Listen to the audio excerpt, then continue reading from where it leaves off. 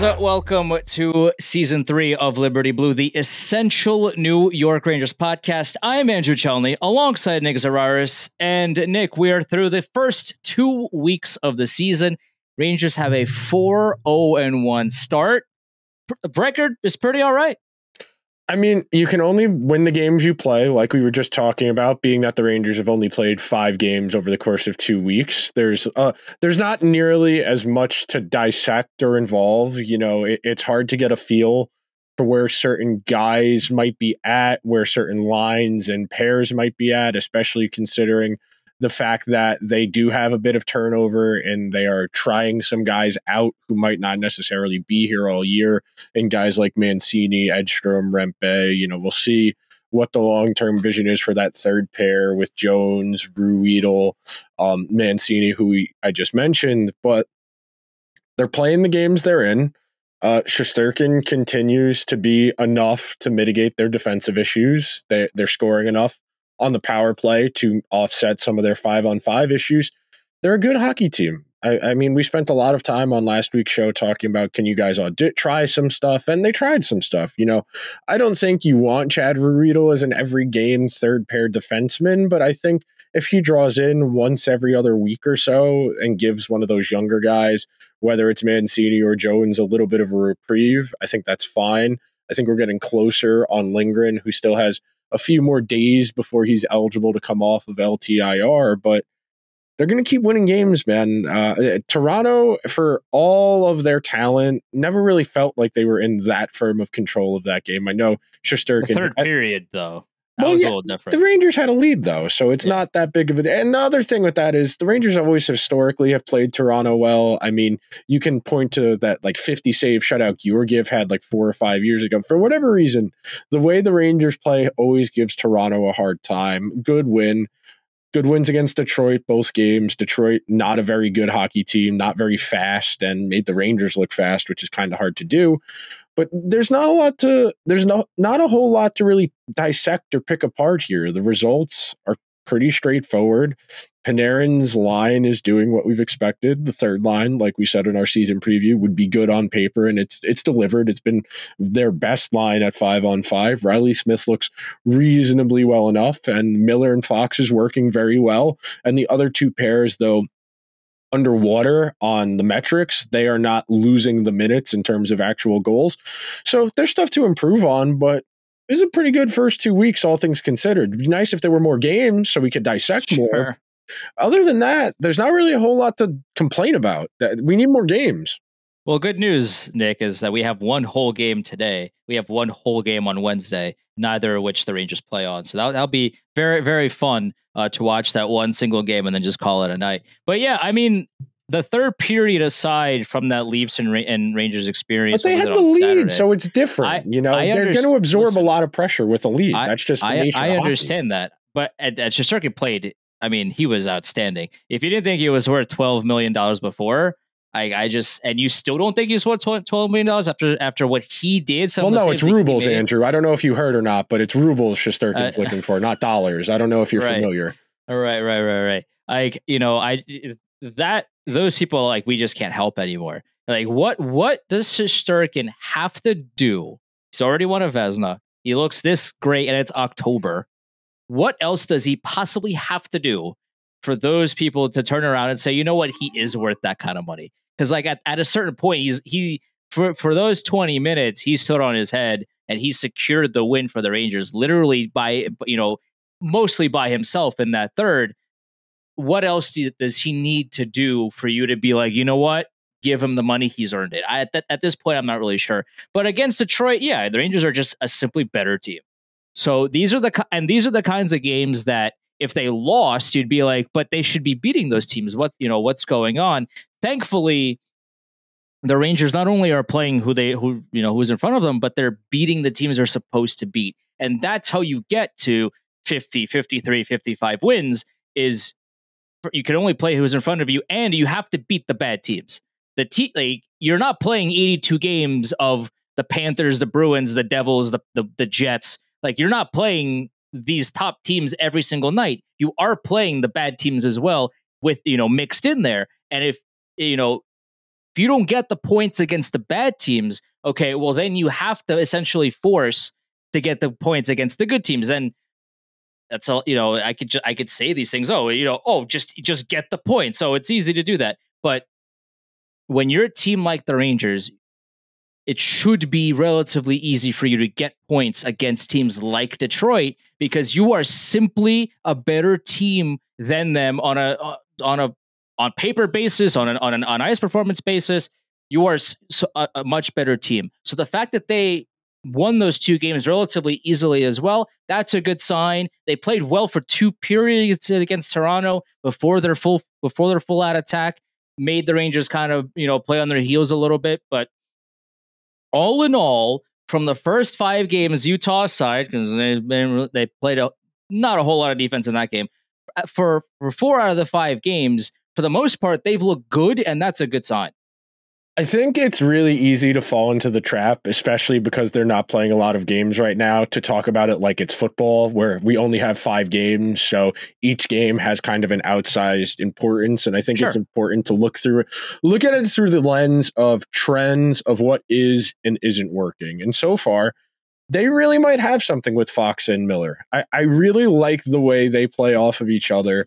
And I do think it creates question marks for the rest of their lineup. We spent a lot of time on last week's show talking about what that decision ultimately comes down to and how it's going to impact everything else. But the fact that that pair has viability, the fact that it's gotten ice time a little bit with each of the first three forward lines, and it's gotten the best results playing with the Kakko line, who, for all of the problems in Kakko's development, his deployment, his usage over the years, the board stuff, the winning puck battles, the forcing turnovers, that's never really been in question. His decision-making as far as playmaking, when to drive the net, shoot, that stuff is fair game to critique. But in the role he's in right now, him and Cooley are being put in a great position to succeed because they are being asked to do what they are good at. And this is something I have always believed in. It's something that, regardless of sport, rings true. If you ask a fish to climb a tree, you're going to have a hard time. If you ask a fish to swim, the fish is going to do really well at swimming. Putting Kakko with Zibanejad and Kreider last year, the results were not bad. The problem was he is not a trigger man. He is not going to score a ton of goals. He is going to help you a lot defensively. He's going to give you offensive zone time. He's going to win puck battles. He's going to keep the puck on your stick. And in the role he's in now, where him and Cooley are effectively just out there to forecheck and then occupy space on the flanks because Hedl draws defenders towards him because he's the best shooter of the 3, it naturally creates a healthy dynamic between those 3 where everybody knows what they need to do and they do their job. It's not a case of Kakko being asked to play on a scoring line where he's probably a little bit out of his depth based on his shooting talent. They're not asking him to go and score 20, 25 goals this year. He might only end up with 12 or 13 goals this year, but if they dominate those minutes the way they have been so far, they're 5 goals for, no goals against through the first 2 weeks of games. They've got 60 some odd percent of the high danger chances, 50 something percent of the regular chances. This is a really good line that has really good mechanics. And it's a good example of what we always talk about, that you need a variety of players with different skill sets, because so much of the last 3 years, the Rangers' issues have been they have a lot of guys who are good at hockey, but they all do similar things, and it becomes very redundant, and it's easy to anticipate them based on their tendencies. And this line, the way they play, it's very different from the way the Rangers top 6 plays, in that they are not a transition team. They are good at dump and chase. They do want to win puck battles. They will outwork you. They will win those battles and use positioning to take advantage.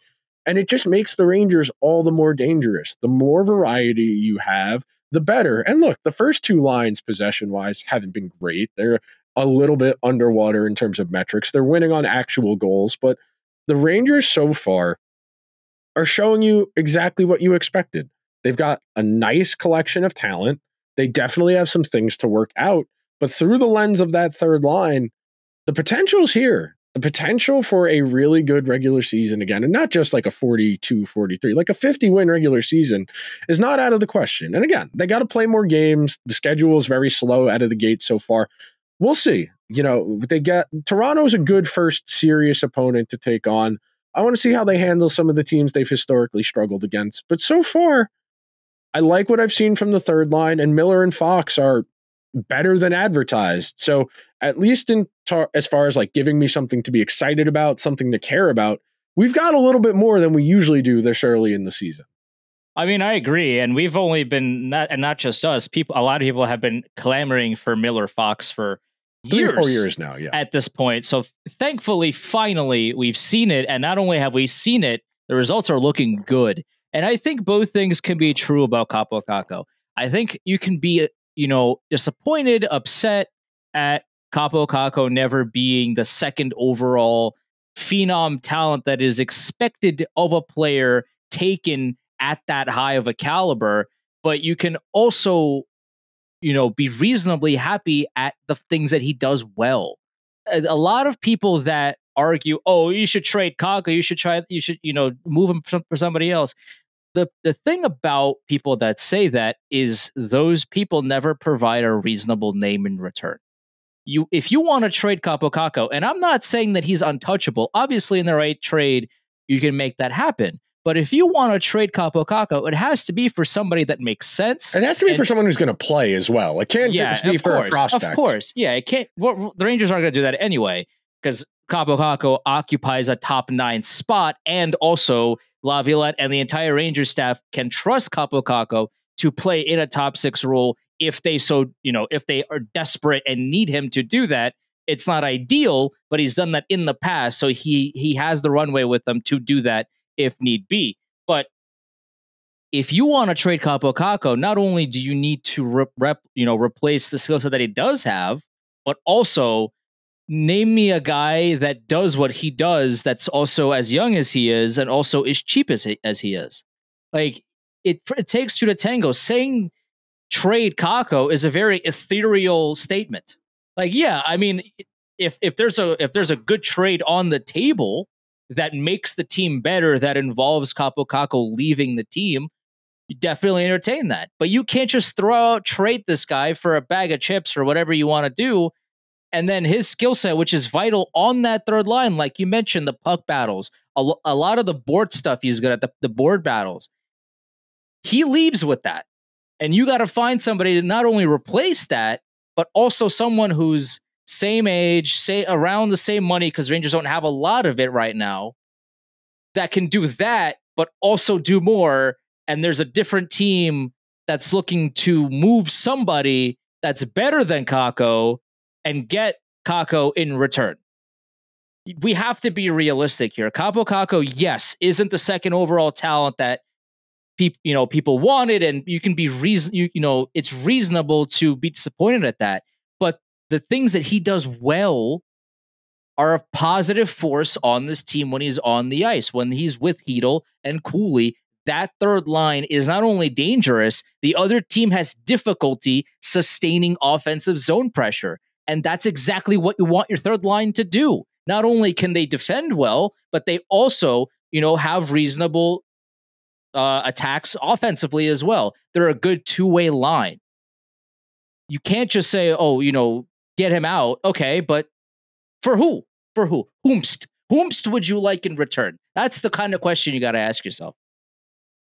And we know hockey GMs aren't very creative. We don't really see that all that often in trade hockey player for hockey player trade. We don't see that all that often. And it's a lack of creativity, and it's a lack of familiarity. You know what Kakko is at this point. Do I think they probably could get more out of him if he got more minutes, played with better offensive players? Yeah, probably could get. He had 18 goals a couple of years ago. He's not an untalented or useless hockey player. He's better than some of the other guys who have gone in that range who haven't really worked out. You'd take him over Yamamoto, you take him over Puljujarvi. There are guys in that archetype. In Puljujarvi's case, the big plotting, board battling, not the best skater type. But you take Kakko over a lot of those other flameouts, because people act like Kakko has went the Scott Gomez route of just not scoring for over a year. Like he's not as bad as some people like to say. No, he's not. He's not, and it comes from a misunderstanding. identifying the skill set and how to apply the skill set that's the trick here. Anybody can watch, but the thing I always say is people watch different things when they're watching hockey. Not everyone watches it the same way, and you're not looking at the same things. I'm not looking at the puck all that often. I am watching the play develop around, and more often than not, it's the guys who are in the spot half a second before the puck gets there that are the ones that are making the plays. No, if you take a guy second overall, you expect him to be a consistent 60, 70 point forward, if not more than that. Is he that? No. Is he relatively inexpensive? Yeah, he had to take a prove-it deal because of the environmental factors that precluded him from racking up stats, being injury and playing time. So for at least one more year, they could do worse in that spot. They have done worse in that spot. This is as good an opening of the season roster the Rangers have had in a really long time. And it's going to get better. In theory, yes. It depends if Veezy's going to come back in as a full-timer, what they do, Edstrom, Rempe, what they do as far as Lindgren, who goes down. I imagine it'll be Mancini, and Ruedel and Jones are going to get a lot of volleying back and forth based on opponent. I think they feel Ruedel's a lot better defensively, and that was the logic for putting him in against Toronto. I have no real qualms about that, but like I said Saturday morning when I saw that Ruedel was one of the first guys off at practice, we're going on year 4 of Zach Jones in the organization, third year on the periphery of the NHL. At a certain point, the exact same principle we've talked about with K'Andre Miller over the last couple of weeks, last couple of months. At a certain point, he is what he is, and the less continuity you give him, whether it be partner, deployment, playing time, the harder it's going to be for him to figure it out. It's the same thing we said. We spent 20 minutes talking about Rempe last week.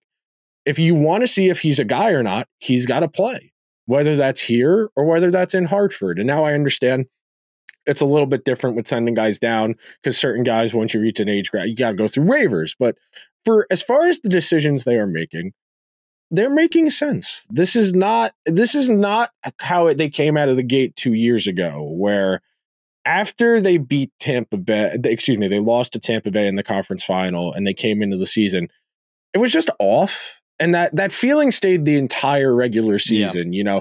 They would string together a couple nice periods. They definitely won plenty of games, but it never really had that connectivity, that intuitiveness that you need from a successful hockey team. And it's very early right now. A lot of teams are still really working out kinks. It's just good to see that the Rangers aren't as far behind as some of these other teams that are really struggling out of the gate, whether it's Colorado, whether it's Nashville, whether it's Edmonton, whether it's Vegas. Vegas better record than those three, but all of those teams fancy themselves as legitimate Stanley Cup contenders the way the Rangers do. The Rangers are not setting themselves behind the 8 ball the way those teams I just mentioned are in the struggles. And some of them, you can't predict injuries. You can only do so much to avoid them. But Nashville looks really rough out of the gate right now. And the Rangers are well ahead of them. And I am a firm believer that it is not always the best team that wins the Stanley Cup. It is the team that peaks at the right time. And the fact the Rangers are starting higher than some of those teams, it gives them the opportunity to be better than some of those teams. Of course, you have to realize that, you actually have to climb the mountain as opposed to just looking at it. Sure. But the Rangers are at a good starting point, and they have a little bit of room as far as some of the young guys where they want to play them, if they want to defer to older guys, whether they want to do Ruedel or Jones, and how many starts they want to give Jonathan Quick, how fresh you want to try and get Shesterkin for the playoffs. But the good start, it doesn't guarantee anything, but at the very least, it gives you a strong foundation. And 2 years ago, they spent the entire year trying to get their footing under them. And it really took a while. And they never really all the way came together. They did go something like 9-5-1 in that stretch between the Lindgren injury and the end of the regular season. That was kind of the best hockey they played. But it never felt right. It never was that convincing. And right now, Shesterkin, power play, and the third line, it's enough right now. Panarin's got 14 points in 5 games, playing out of his absolute mind. He's been fantastic. And he's not even playing that well when you go under the hood. because everything we said about them last year about how they give back so much on the other end, it's still true. They are giving back a ton defensively, but they're winning those minutes because Shesterkin's got a 97 save percentage, a 970 in their minutes, and they're scoring on like 14% of the shots on goal. So you can live dangerously if you got the guys. And Lafreniere, everything I just said about Panarin out of the gate too. And that's what makes that line dangerous, because Panarin has the third most scoring chances, individual scoring chances on the team. That gives Trocheck and Lafreniere more space. And it's what we've clamored for 2 years. Was Panarin let it fly, open up space for other guys. And last year, that was the case. It was the second best Rangers forward season of the 21st century, behind the Jágr one, where he should have won the Hart, but ultimately didn't. You probably couldn't make an argument for Panarin winning the Hart last year, but on the periphery, and they are back to what was working. Now, they got to iron out the defense, but I think that'll get rectified with time, because you got 3 new pairs. I know these guys have all been on the team for a while, but they haven't played with each other before. So let's give that time, because we all agree the defense is the team's weak link. But I think what we've seen from Fox Miller so far is very encouraging. And if you get Lindgren back, that opens up opportunities as well for what you want to do with the rest of your guys. But on paper, and the results so far, you should feel pretty good. My fear is this. My fear is Lindgren comes back, and let's give Laviolette, a little bit of runway here. Let's say he keeps Miller with Fox. Let's say he keeps Trouba with Schneider, and it's Lindgren and Jones, Lindgren and Mancini, Lindgren and whoever you want it to be. My worry is that they lose one game. Yep. And then Lindgren is back up with Fox, and then they win that next game, and then it's Lindgren Fox forever again. That's my biggest fear when it comes to these pairs, because we saw it last year in the playoffs. We did, yeah. At the end of the regular season, yeah. Yeah, like these new pairs are working so far, especially Schneider Trouba. They've played well together. It's not, they're not winning Norris trophies together, but they're playing a lot better than what Miller and Trouba have played, and through 5 games they've looked, like a relatively reasonable top 4 pair. And the concern is that as soon as there's one loss or one tweak, it's back to Lindgren, Fox, and Trouba, Miller, and it's Mancini, Jones, or Jones and Ruhwedel, or whoever. So, or Schneider, Jones, and insert 7 defenseman here. But that's my biggest concern when it comes to the defense, because you want to give these new pairs some runway. You want to give these guys some time, because like you said, these are essentially the same guys, but they haven't, like Miller hasn't played a lot with Fox. Trouba hasn't played a lot with Schneider. It takes time to not only get comfortable with somebody, but to learn each other's tendencies and to learn how to communicate well. This isn't an overnight process. So the biggest fear for me is, like I said, if there's one mistake, or if there's one bad game, all of a sudden it's back to, we'll just go, we'll just use the six defensemen in the same pairs that we've used for the past 3, 4, 5 years, and we'll call it a day because that's what we're used to. Even though that's not the most ideal situation, because as we've seen in the past, we have a lot of stats to prove that those pairings don't work.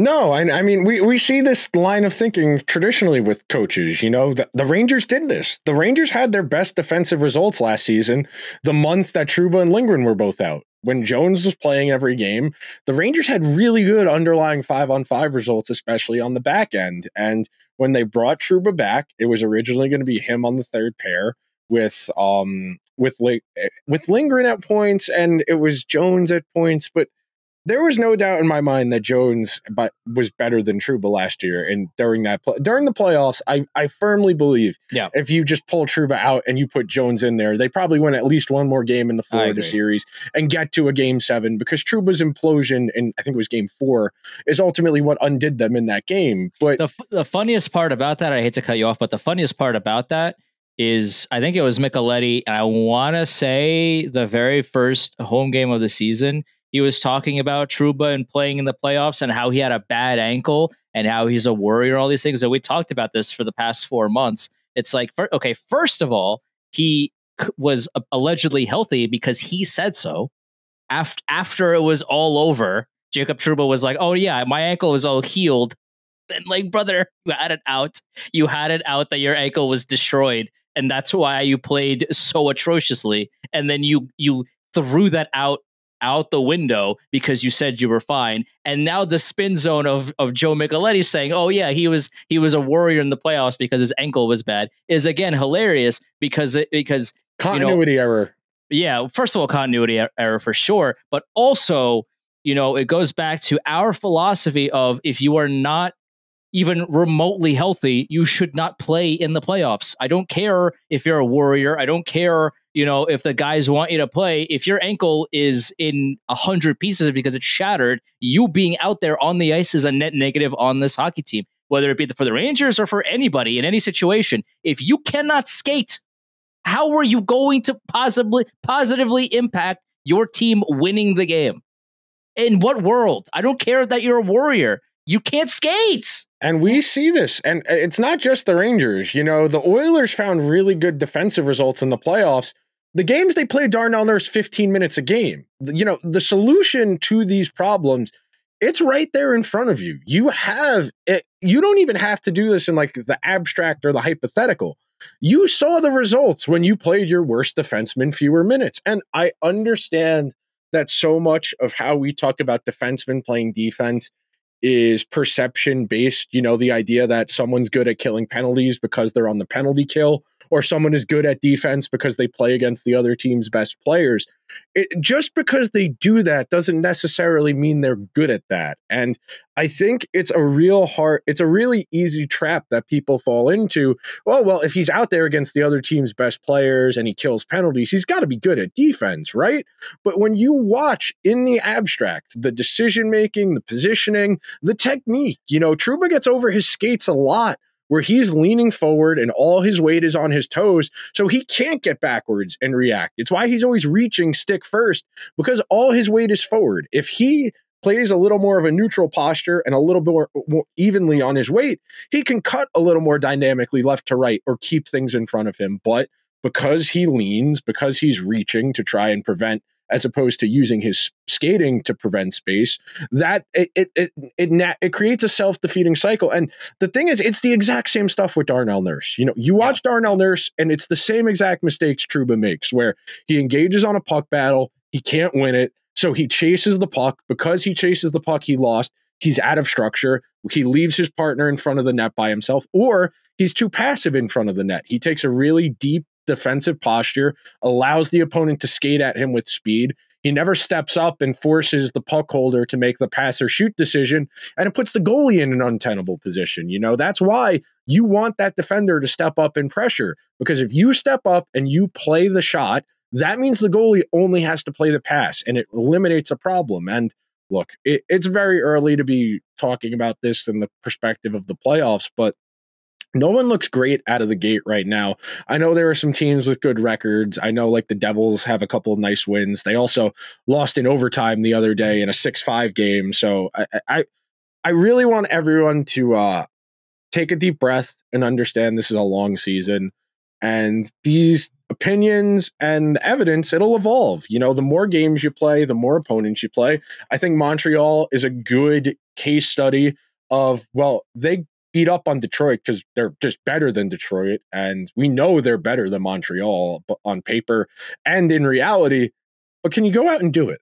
Are you going to go out there and do it, or are you going to, we'll beat them, we'll figure it out, the way you kind of did the first game against Detroit, where you didn't play great for that first 20 minutes or so, and then you started to pull away? But can you give me something? Yeah. And Montembeault's look good. He's been great. And the Canadiens are, if nothing else, they're a very fast team. They do skate well.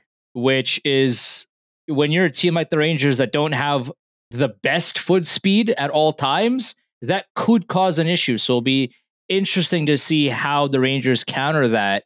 I think, the game is tomorrow. Tomorrow at 7:15. Which is also, of all every game starts at 7:08ish. Well, tomorrow they're doing the frenzy tomorrow. So they're staggering. Okay. Everybody plays tomorrow, and all of the games are kind of staggered by 5 to 10 minutes. Interesting. So that in theory, The studio can go from game to game, even though last year when they did this, there was more shots of PK Subban and John Buccigross talking than actual hockey. You know, the whole point of NFL Red Zone is they show you every touchdown from every game.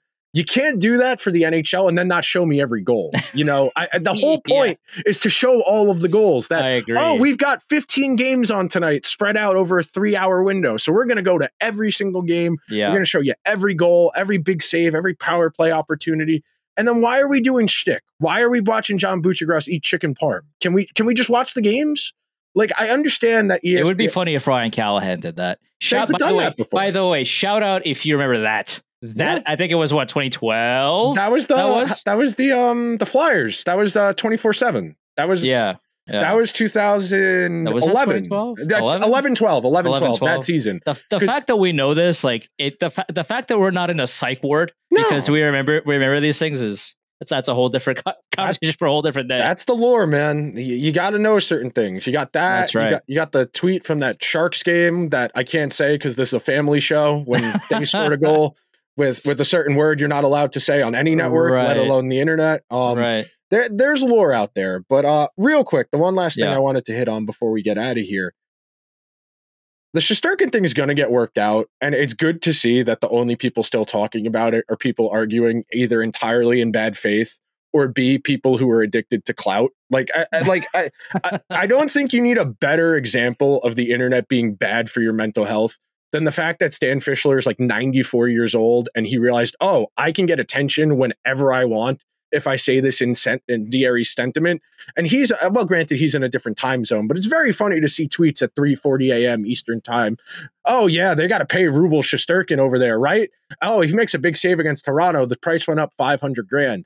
I don't understand the mindset. Like, not to be, why are you bag watching? Why do you give a shit so much? Yeah. You've been covering hockey since they played with wooden sticks and had second jobs. You know, you were covering hockey when guys had to work at Sears and Roebuck in the offseason. Why do you care that this guy in particular is going to be able to make life-altering amounts of money? Like, I get it. A lot of it comes from the sports writer mindset of, oh, well, I am an authority on this subject and I am always right and I've been around for so long.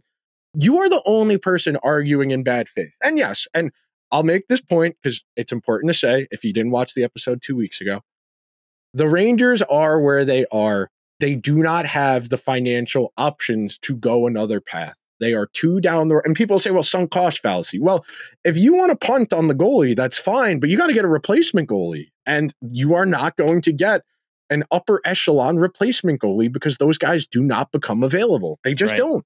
Ottinger just signed his extension. Yeah. Like, these guys are not available. Ottinger and Swayman signed their extension. Yeah. Bob is probably the best big name free agent goalie to get to unrestricted free agency in modern free agency. And that was 6 years ago at this point. I mean, Ullmark could have gotten there, but he's not going to be there. Demko is a draft pick. Most of those guys are long-term starters. You know, teams don't let good goalies become available. It's exactly the same situation as quarterbacks in football. There aren't 15 good goalies in the NHL, let alone 32. If you have one of the good 10, you're going to move heaven and earth to figure it out. And bag watching, because for whatever reason, you take it upon yourself to be, oh, well, he's not worth it. They could do just as well with Jonathan. No, they couldn't. No. If they started Jonathan Quick 60 games this year, they would maybe win 35. And look, Quick is pretty good for a backup. But the reason he's so good for a backup is because he plays once every 2 weeks. Right. If you need a 37-year-old to start 3 times a week for 5.5 months, you're going to have a bad time. I just hate to be that guy because he's been a good Ranger in the 2 years he's been here, Jonathan. No, I agree. But let's be realistic. Yeah. And real quick here, because we got a chat about it from YouTube, from the YouTube live stream. And also, by the way, we live stream these every Monday at 6 p.m. Eastern time. So if you can't catch us now, catch us in the next episode. We'll be live on YouTube at that point. We used to be live on Twitter, but then they removed that. They made that option a premium feature. They made that a premium thing, and we're not about that. So catch us on YouTube, Liberty Blue Pod. And Twitch. And Twitch as well. Got a comment from Nvitel21. He asked the question I want to ask you because it's an interesting one. If things remain the same, knowing what they have in Ruhwedel, Jones, and Mancini, do you think there's any chance one of Jones or Lindgren gets moved at the trade deadline? The floor is yours. The one last thing on Lindgren, and the reason I don't think they would trade him in season before we wrap up and get out of here, he's going to play too many important minutes. You know, they clearly think he's a very good defenseman, being that he's ridden shotgun with their best player since they've been on the team together. And look, in an ideal world, I would try. In an ideal world, I would try and trade Lindgren for a forward. I would put Jones in full time. I would keep Miller with Fox, and I would figure out what I was going to do with Trouba and Schneider, because I think Jones and his skill set is more valuable than what Lindgren brings. And Lindgren I agree. does bring some useful features. He's not a bad penalty killer. He's good at blocking shots, but he doesn't have a very high ceiling as a player, because his ability to materially impact the game offensively and just in transition based on his skating and his puck skills, it's not better. Jones is better at those things. And I think you can get more out of Fox by giving him a partner who can take some of the heat off of him. You know, sure. The other team knows that if Lindgren gets the puck, he's trying to get it to Fox, because Fox is the one who moves it. Lindgren is not the one who moves it, and it creates a real it creates a tendency, and teams are able to cue in on those tendencies and really break them down. You know, that's what happened to them against Florida last year. Florida just kept dumping the puck in past every single defensive pair. Yep. The one mover went back to get it. He gave it, the retriever would get it, give it to the mover. They would fail to break out, and then Florida would get to work. The Rangers have enough talent where they can be creative here. I just don't think they're going to supersede that, because they clearly think Lindgren's better than he is. If they didn't think Lindgren was good, right, he wouldn't have played with Fox for this long.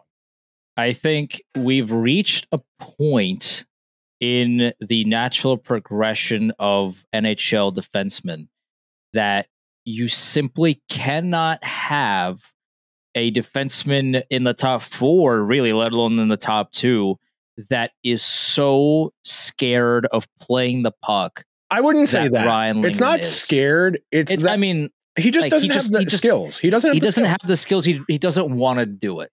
Scared obviously is an overt exaggeration, and you know, like, I'm not saying he's like literally afraid of the puck, but he doesn't want to do it. He's like, you at a certain point, if you're playing in the top 4 again, let alone the top 2, you need to have at least some base level skill set where if you have the puck on your stick, you either know what to do with it, or you have a pretty good understanding of how to move it without getting yourself and your team in trouble.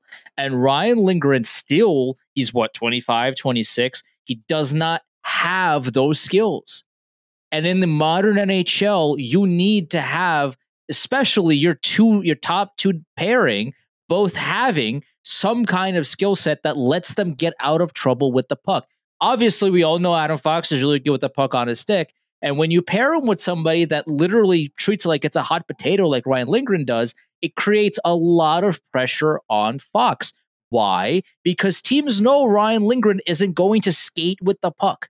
He's never going to do that. He doesn't want to do that. That's not in his repertoire. And that's just not something that teams have to think about, because they don't think he's not going to do that. So teams are going to essentially cheat to Adam Fox, because if Ryan Lindgren has the puck and let's say he's in the corner in the defensive end, he's going to try to move that as soon as physically possible. If it was Adam Fox, he could maneuver, he could find a way to skate around somebody and then get that outlet pass, or find some other way to move the puck out of the zone. Ryan Lindgren does not do that, and will probably never do that at this stage of his career. So, and like, objectively, that's just not how modern defenses are built anymore. You don't have to be a sensational puck mover like Adam Fox, but you need to be confident with it, and you need to have some kind of skill set to be able to do it if you're under pressure. And teams know Ryan Lindgren is never going to do that, so they can cheat. And that's a problem for the rest of the team when they're out there, because the other team can look at it and say, oh, Ryan Lindgren has the puck. All we have to do is pretend to skate to him, and he will try to get the puck away, which causes him to, either not have the best outlet pass, or it's not a recipe for success. And that poses an issue when Ryan Lindgren comes back. And yeah, I guess we'll see what happens come the deadline. I don't think they move on from Lindgren, but they might, given the contract situation, given how well the new pairs have played. Now, again, it's 5 games and the deadline is months away. but I'm sure Chris Drury is weighing all options, and I'm not necessarily sure that he's closing the door on anybody that is potentially interested in him. No, I don't. But ultimately, you don't typically see that. You don't see contenders trade off roster players in season unless it's in a big trade. You know, on occasion you get that. On occasion you'll get the 1-for-1 or the multiple players for multiple players trade. That's more of a vestige of the old NHL, the pre-salary cap NHL. You know, like the Tony Amonte trade where you do a 2-for-3 in the middle of a season. That type of thing to put your team over the top. You see that more in baseball, where teams will do the big players for big players trade in season close to the deadline. It just doesn't really happen all that often in hockey. It's not really something Drury's done in his time. His one big player for player trade was Buchnevich for Sammy Blais, which ultimately was a disaster. But I don't think that in particular, I think that being the sole experience he has in doing that tells you that it's just not something they want to do. You know, it doesn't happen a lot to begin with in the NHL. But the Rangers at large, they haven't been in that market because that's not what you do when you're a contender. You don't trade off roster players to try and downsize. You know, you don't try and turn a dollar bill into 3/4 when you're right there on the precipice. When you have to cut salary, which the Rangers do, yes, then you have to start making those decisions. I think we will see more of those types of trades a year or two from now, where they will start to unwind their position and try and create more flexibility to ultimately go after some new bigger name players. But that's not going to be for another 2 or 3 years, more likely than not. But they're well positioned, and that's all you can ask. I mean, they're 4-0-1. I think I wouldn't say that Drury is actively looking or maybe even actively listening to potential, you know, Lindgren trades or Jones trades or whatever. I do think that he knows what's on the precipice. I do think he understands how close they've been. And if there's a trade that comes knocking that really, you know, that shakes him and involves Lindgren or Jones or one or the other, I kind of think that if they're going to make that move, this is the year they do it, because they've been so close and because there's a lot of money questions coming in at the end of the year. Maybe, you know, I would say that the chance of it happening isn't very high. I agree, but I think it's still moderately higher than it was in the past, just because, you know, if the Rangers don't make it again, what is Chris Drury's leash in the future? I don't know if he knows. You know, there's a lot of question marks that happen once the season ends. So maybe this is the year where he does something like that, because this is his, you know, this is the black ace that he has up his sleeve. Like, maybe this is you thought I wasn't going to do this. Well, I'm doing this because we're all in, and this is what makes the team better. I don't know the answer to that. Obviously, it's 5 games in the season and the trade deadline is months away. But I think if there's ever a time for Chris Drury to make a trade of this caliber, it has to be this year. I wish hockey GMs were more creative. I would agree. It would help this process, because there is definitely roster player trade to be made here, because you do have a surplus. You know, you're getting decent enough results without who's supposedly a first pair defenseman. I feel like that tells you you're all right positionally. And the fact that you have Jones, you have Ruedel, and you have Mancini. Now, I might not be as bullish on Mancini as everyone else just because he doesn't have a lot of experience. But at the very least, you have the option, and that's more than the Rangers have had. And I think Mancini's throwing a wrench into the blueprint the Rangers have had coming into the year, because kind of no one expected him to be here, and yet he's here, and he's playing, you know, relatively well for how inexperienced he is at the NHL level.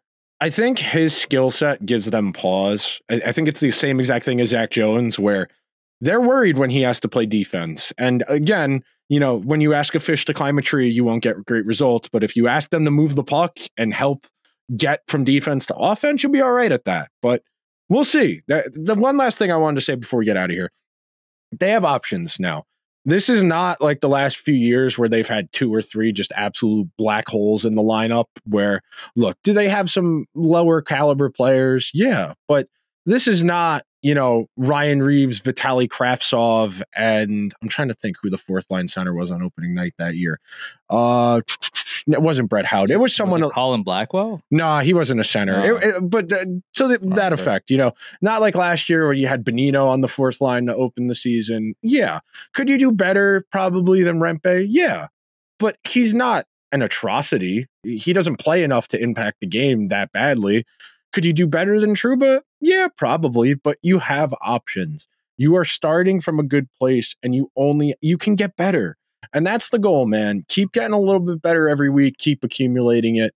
But that'll do it for this week's edition of Liberty Blue. If you could be so kind before we get out of here, please subscribe to the show wherever you get your podcasts. Hit the show with a 5-star review on Apple or Spotify. If you're on YouTube, we hit the 600 sub mark, so let's keep pushing the goal. Ideally, 1,000 by the end of the postseason, but long ways away for both of those goals. Subscribe, leave us a comment, let us know what's impressed you the most through the first 2 weeks of the season. We will talk to you guys next week. Later.